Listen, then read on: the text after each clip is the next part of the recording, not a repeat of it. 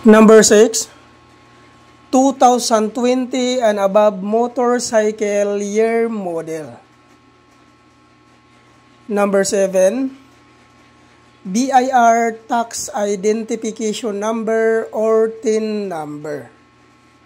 At regarding naman po doon sa mga sikanhan po na pagkabili ng kanilang mga motor, ay kailangan nyo lang po magdala ng deed of sale. Kailangan po guys, naka-notarize po yon.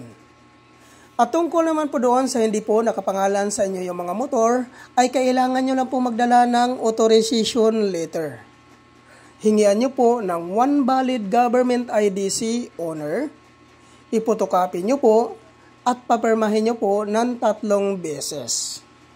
Yan po lahat ang mga requirements po na kailangan po nating i-prepare before po tayo pumunta sa Move It Training Facility. Saan po ba ito matatagpuan?